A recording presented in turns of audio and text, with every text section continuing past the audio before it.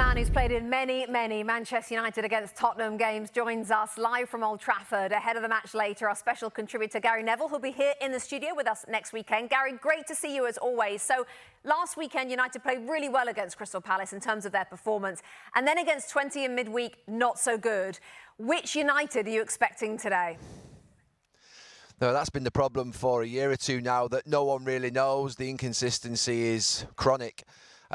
Speaking to every United fan sort of around me and the ones that I know, you're not quite sure what United's going to turn up from week to week. They're struggling to score goals. They have been a little bit better at the start of the season defensively, but he's struggling to settle on a team, struggled to settle on a way of playing, and we're all a little lost, and there is some pressure building here. I mean, pressure building on both managers today, but certainly on United at home against Tottenham. This has been a good fixture for United over the years, and I always would say that, you know, I feel coming into this game that it's the right team for United to play. They're aggressive, they're a high line, so they give you a chance to play, and it should suit United, but there's still that uncertainty.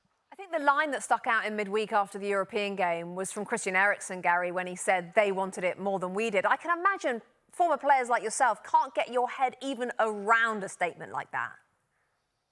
No, and I have to say that there are a number of teams. I mean, forget Manchester United historically through Sir Alex Ferguson. We never once were found wanting for effort in a game. But there are a number of teams in our league, in this country, that give their all every single week.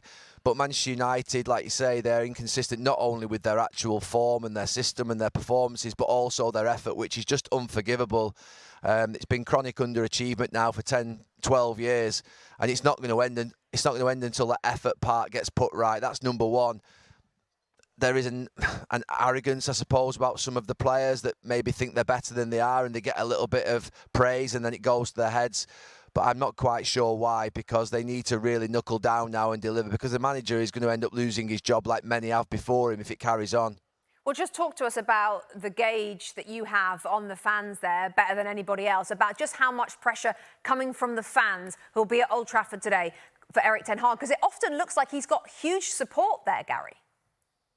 No, it's a crazy thing, really. The last person that Manchester United fans ordinarily turn on is the manager. You know, throughout the last 10, 12 years, they've been so supportive of all the managers. They tend to turn on the players, and the players feel the heat because they want more from them. And the thing is now, great managers and good managers have been at this club over 10 years and failed to succeed. So there's a pattern developing of basically this feeling that players are throwing managers under a bus. And that's why they support Eric Ten Hag. Eric Ten Hag played great football at his previous clubs. Why is he struggling here? Why can he not get, you know, a tune out of these players? And these players, some of them have obviously been here under previous managers when it's not gone well. The fact of the matter is, though, now he's had 5 transfer windows. He's spent a lot of money. A lot of these players are his, and he's got to start delivering quickly, because there's a lot of those players in the team now that do belong to him that he's signed. And I would say he's probably got till November, December. I don't think the club are going to panic. I don't think they're going to sack him very quickly. Even if they lose today, the heat would get turned right up. But I think he's got a bit of time. Switching to his counterpart today, Ange Postecoglou, you mentioned both managers at the match today are under some pressure. Should Postecoglou be under some pressure, Gary? I mean, he should naturally be under pressure, but I actually really like him. Maybe that's just because I'm not a Tottenham fan and I'm not as close to it as obviously the Tottenham fans are, but I love the way in which he plays football. I do believe it suits Spurs.